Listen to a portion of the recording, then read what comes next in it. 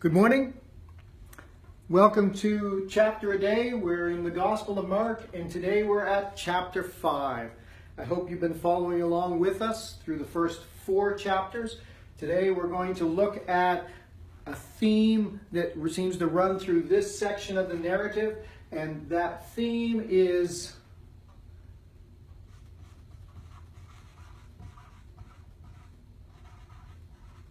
hopelessness. So we're going to see Mark recount several stories of Jesus' interaction with people that begin with a state of hopelessness. So let's jump right into the narrative. We begin at the beginning of chapter 5 with a well-known gospel story. We see they came to the other side of the sea, to the country of the Gadarenes. And when Jesus had stepped out of the boat, immediately, notice with Mark, it's always immediately, there met him out of the tombs a man with an unclean spirit. He lived among the tombs, and no one could bind him anymore, not even with a chain. For he had often been bound with shackles and chains, but he wrenched the chains apart, and he broke the shackles in pieces.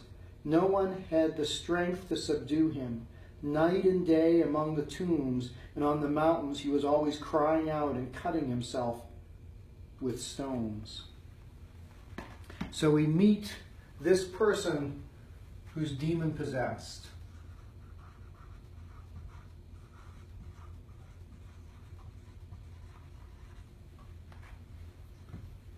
We're told that he is totally out of control.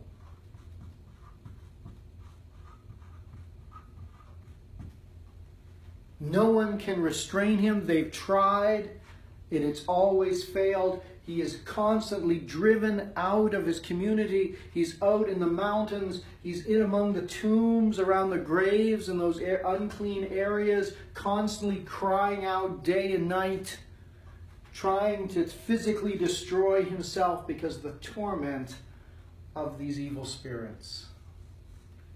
And Jesus and his followers, as they pull the boat up on shore, this is who they meet. What a picture of utter hopelessness. Naked, physically abused, the wounds of his attempted captivity on his body, his own self-harm evident, driven, hopeless. And he comes to Jesus.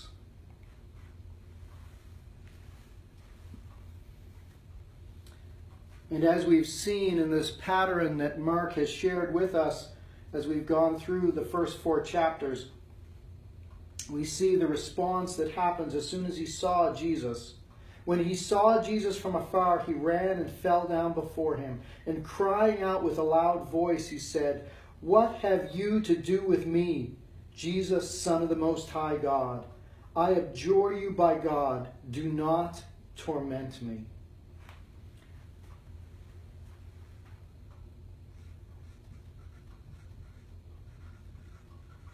He knows who Jesus is. Jesus' family didn't know who Jesus is. His disciples wrestled with who Jesus is. But this man, so tormented by evil, as soon as he sees Jesus from afar off, because of the evil spirits in control of him, he identifies who Jesus is. And he makes this statement, "Jesus, Son of the Most High God, do not torment me." For he was saying to him, "Come out of the man, you unclean spirit." And Jesus asked him, "What is your name?" We have this very dark and disturbing reply. The demons inform us that they are legion.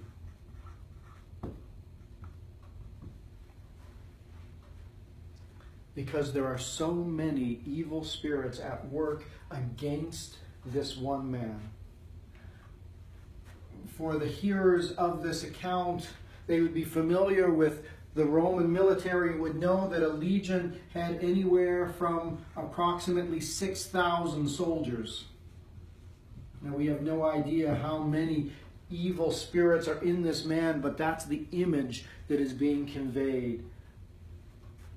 I am legion, for we are many. This one man, so dominated by evil, so controlled by evil, there is nothing, humanly speaking, that can be done. His entire life is hopelessness. Until he meets Jesus. Until Jesus, the Son of God, steps off the boat and steps into his world. And everything changes. And he begged him earnestly not to send them out of the country. Now a great herd of pigs were feeding there on the hillside, and they begged him, saying, "Let us go into the pigs." So he gave them permission, and the unclean spirits came out and entered the pigs, and the herd, numbering about 2,000, rushed down the steep bank into the sea, and was drowned in the sea. So here's this picture. Imagine for the disciples who are with Jesus. Jesus stepped out of this boat and this wild man comes toward him. Jesus speaking to him. Through this man's voice, they hear that he is filled with evil spirits, but the evil spirits are cowering before Jesus, aware of Jesus' authority and power over them. And so the evil spirits, knowing they're going to be cast out, beg to be allowed to go into this herd of swine that are feeding nearby. And it says, Jesus gave them permission. Note that. Jesus didn't have to bargain with them. There was no struggle of good and evil here. Jesus was present, and all the power and the authority and rule was his. That the forces of darkness asked permission. And he granted it to them. And they left this man, entered into this herd of swine, numbering around 2,000. And the swine just go crazy and run down into the sea that they had just come across and drowned themselves. So we see here only Jesus has the power. For this man, this legion of evil spirits had great power, but in the presence of Jesus, only Jesus holds the power. Only Jesus has the authority. Why? Because he is what they said he was. That these evil spirits cried out to him, recognizing him, Jesus, Son of the Most High God. Now we see the result of Jesus being present. It says, the men saw what had happened and went to the city and the country, and people came out to see what it was. And when they came to Jesus, they saw the demon-possessed man, the one who had had a legion in him, sitting there, clothed and in his right mind. And they were afraid. And those who had seen it described to them what had happened to the demon-possessed man and to the pigs. You think, what a picture this is. From hopelessness to hope. Out come these people, and they immediately see this man who is probably the terror of the region. It probably kept many people at home. It probably kept many people very careful, skirting around if they had to travel through the countryside for fear of running into this man, this hopeless man. And suddenly there he is sitting there. And he's not naked, he's clothed. And he's not demon-possessed, he's freed. And he's in his right mind. If it wasn't for the fact that they could recognize his physical appearance, nothing else about him looks the same. Because he's encountered Jesus. And hopelessness becomes hope. What's interesting to note here is the people don't know what to do with it. They don't know what to do with what has taken place. So rather than embracing Jesus, rather than welcoming him in, they ask him to go. They also seem to be in a state of hopelessness. But whereas this man came to a place where he could be freed from his hopelessness, the community stays there. This becomes an interesting theme we see in Jesus' encounters with people. There are times where Jesus asks the tough questions of people. We have in the other gospel accounts where Jesus encounters the man by the pool and asks the man if he wants to be well. And we may look at that and go, what a strange question. But see, these people have just witnessed hopelessness becoming hope. And their fear of what has taken place, and their inability to grasp what has gone on and who that makes Jesus, their only response is, we need you to go. We need you to go from here. And they began to beg Jesus to depart from their region. And as he was getting into the boat, the man who'd been possessed with demons begged him that he might be with him. And Jesus didn't permit him, but said to him, go home to your friends and tell them how much the Lord has done for you and how he has had mercy on you. And he went away and began to proclaim in the Decapolis how much Jesus had done for him. And everybody marveled.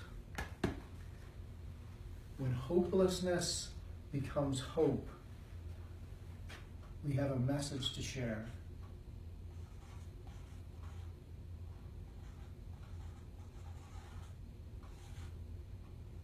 When hopelessness becomes hope, we have a message to share. Because though his situation was so obviously hopeless, everyone in that community's situation is hopeless because they were all bound. He was bound with evil spirits, but all are bound by their sin. All of them need redemption and need salvation. He's experienced it, and now he has a message to share. And Jesus sends him out to share that message of what the power of God has done for him. So that's our first picture of hopelessness. The second picture of hopelessness comes as we encounter Jesus on his way to heal someone. When Jesus had crossed again on the boat to the other side, in verse 21, a great crowd gathered with him, and he was beside the sea.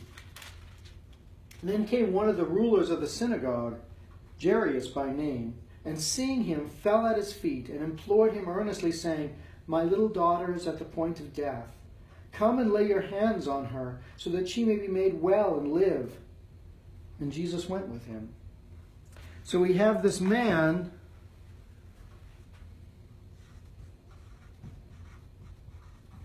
Jairus,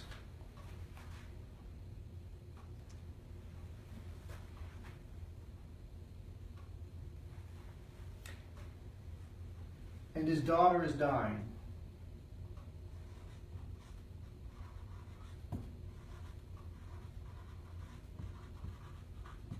And so he's asking Jesus, he's in a hopeless thing. Obviously, there isn't much hope being held out for her. Obviously, it's assumed that nobody can do anything for her. So he's gone to find Jesus. He's heard the stories of Jesus. Maybe he's witnessed what Jesus has done. And he said, could you come and put your hands on my daughter and heal her? And Jesus is willing to do this.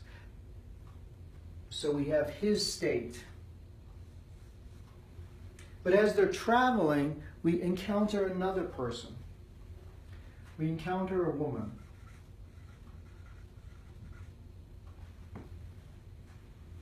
This woman suffers from a bleeding disease.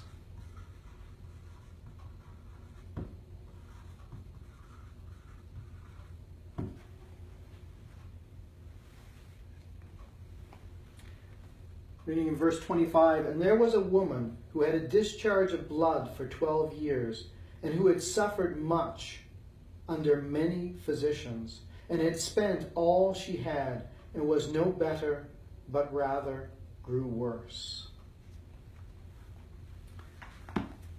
So there's this woman who's suffering a bleeding disease, and she's been suffering it for over 12 years.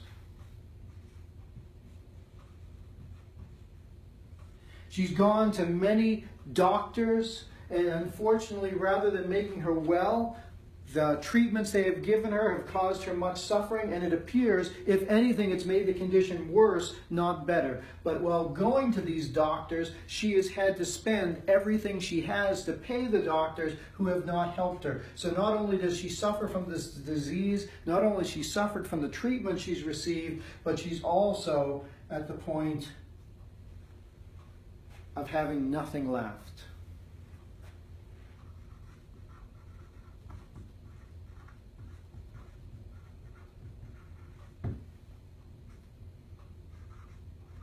She has no alternatives.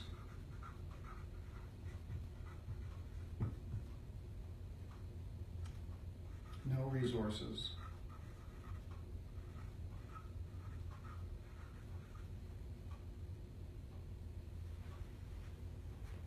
There she is. She's in a state of hopelessness. Nothing else will work, but she's heard about Jesus. Just as the man in the tombs, driven by the evil spirits, encounters Jesus. Just as Jairus with his daughter who's dying encounters Jesus, this woman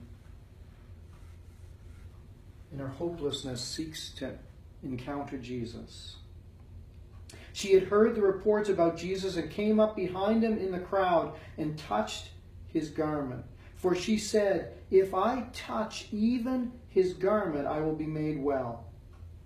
Now, it's important here, something I want you to note here in the language. Because it says here that she touched his clothes, which actually is not an accurate translation of what she does. You see, if you read back to the law of Moses, there was something that God instructed for the children of Israel to help them remember the covenant promise and commitment between God and his people. And every Jew was instructed to put on the hem and on the edges of their garment these tassels at certain points, which was a braided cord made of white and blue yarn. And the purpose of these cords, these tassels, was that every time you saw them on your clothes and saw them in the clothes of others, it was supposed to remind you of the covenant relationship with God, of the promise, of the commitment between God and his people. So what the language actually says in this passage is this woman, seeing Jesus, says to herself, if I can just grab the tassel on his robe, I could be made well. So I want you to think of that picture. Here is this woman in a state of hopelessness. Here is this woman suffering this bleeding disease for over 12 years with great suffering, no medical help for her at all. If anything, it's made it worse. So she has no alternatives. She has no resources. She spent all she had trying to get help, and it always led to failure. And she sees Jesus. She's like, if I can just grab hold of the tassel on the edge of his robe, I can be made well. And so she reaches and grabs onto the tassel for a moment of Jesus' robe. In that moment, there she is, physically holding the symbol of the covenant commitments between God and his people on the person of Jesus Christ. Do you see the beautiful symbol there as she grabs hold of the tassel? A tassel which is designed to remind the people of the commitment between God and his people. And yet this tassel is no ordinary tassel, because it's on the robe of the one who is the fulfillment of all of the promises of God. And the moment she grabs hold of it, that moment, the truth of that in the person of Jesus Christ physically transforms her. In that instant, she feels in her body something has changed. The pain is gone. The symptoms are gone. The cause is gone. In that moment of her faith in Christ, everything is changed. And then we have this great picture. And immediately, there it is with Mark again, immediately, no hesitation, no steps to go through. It's instantaneous when God works. And immediately, the flow of blood dried up, and she felt in her body that she was healed of her disease. And Jesus, perceiving in himself that power had gone out from him, immediately turned about in the crowd and said, "Who touched the tassels of my robe?" And his disciples said to him, "You see the crowd pressing around you, and yet you say, 'Who touched me?'" And he looked around to see who had done it. But the woman, knowing what had happened to her, came in fear and trembling and fell down before him and told him the whole truth. And he said to her, "Daughter, your faith has made you well. Go in peace and be healed of your disease." There's so many awesome things tied up in this narrative. The woman's belief in the midst of her hopelessness that Jesus can bring about something that no one else can leads her to take that step of faith, grabbing onto that tassel on his robe, that picture of the promise. And when she does that, she's healed. But Jesus knows, he who is God knows what has taken place. In his knowledge of all things, he knows already everything that's happened in this woman's life, everything she's experienced, what led her to that moment. But now he is giving her the opportunity to testify to that. Jesus knows exactly who it is. He could have picked her out of the crowd immediately, but he is creating the opportunity for her to come and testify. And she does with fear and trembling, recognizing who he is, the power he has. She comes, tells the whole truth.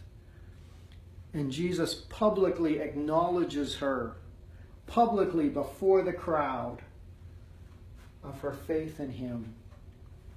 From hopelessness to hope. From hopelessness to hope.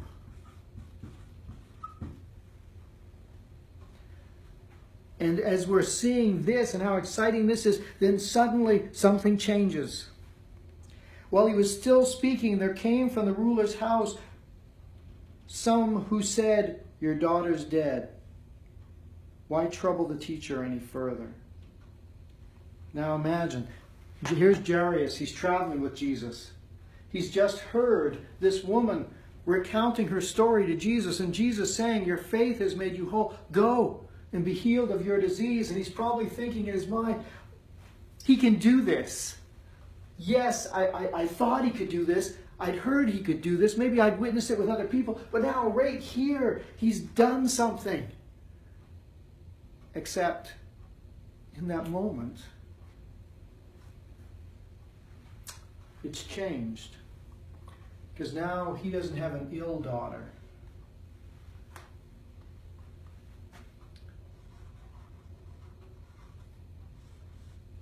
He has a dead daughter. Don't bother Jesus any further. Your daughter's dead. It's the end. When we think about that being the greatest fear of all for humankind, that being the greatest barrier, that being the thing that cannot be overcome, Jairus just heard the words,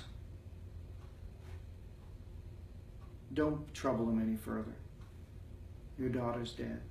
Anything Jairus was feeling a moment ago from witnessing this, it's gone. It's gone. But then, Mark is going to show us what it means that Jesus is the Son of God. But overhearing what they said, Jesus said to Jairus, the ruler of the synagogue, "Do not fear, only believe." And he allowed no one to follow him except Peter, James, and John, the brother of James. They came to the house of the ruler of the synagogue, and Jesus saw a commotion, people weeping and wailing loudly, which would have been the custom of the time. As soon as it was announced that the daughter was dead, the mourners would start to come. Some would be family, of course, community people. Others would be professional mourners, women who made their living or made extra income by mourning for the dead. So they're already there wailing and travailing.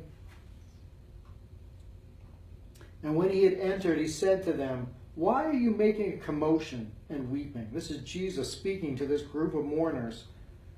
"The child is not dead, but sleeping." And they laughed at him. Again, we see the contrast. In the previous chapter, we had Jesus' family who, when they heard what Jesus was saying and doing, they figured he was crazy. Now we have this group of mourners who are all there prepared to embrace the death, to do all the ritual with it because of a death. And Jesus said, "What are you doing this for? She's not dead. She just sleeps." And they're laughing him. They're mocking him because they don't know who he is either. All they know is what they know, and that is this is a state of utter hopelessness. Your daughter is dead. There is nothing left but what we're doing. And that's simply to mourn the dead. But he put them all outside and took the child's father and mother and those who were with him and went in to where the child was. Taking her by the hand, he said to her, "Talitha kumi," which means, "Little girl, I say to you, arise." And you're ready for it, in Mark's language, immediately the girl got up and began walking, for she was 12 years of age. And they were immediately overcome with amazement. And he strictly charged them that no one should know this, and told them to give her something to eat. Imagine what it would have been like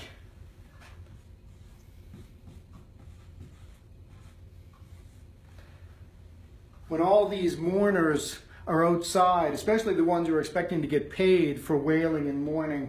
All these mourners outside, ready to do their thing, and suddenly his daughter is alive. His daughter's having a meal. Maybe she went outside to play afterwards. I don't know. I don't know how easy it would have been for Jairus and his wife to keep this under wraps in the community where people have arrived to mourn the dead, and yet she's alive. Maybe someone figured it was a misdiagnosis or something.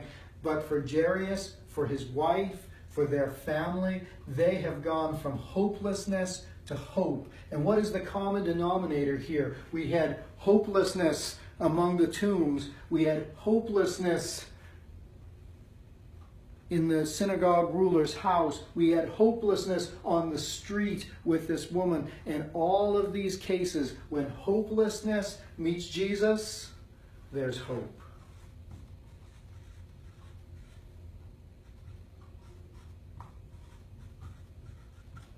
I want that to be your takeaway from this chapter. When hopelessness confronts Jesus, submits to him, accepts what he does, the result is hope.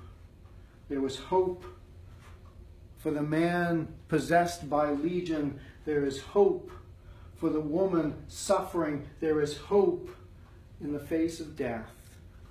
Because Jesus is the Son of God.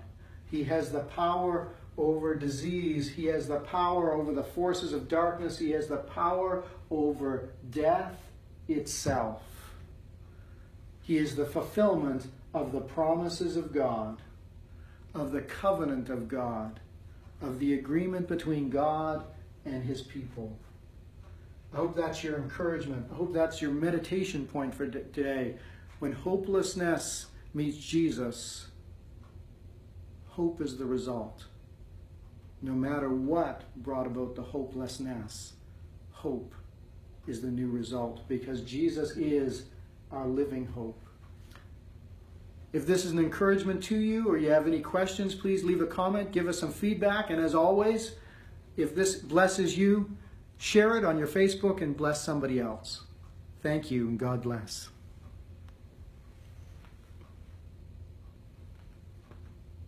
Okay.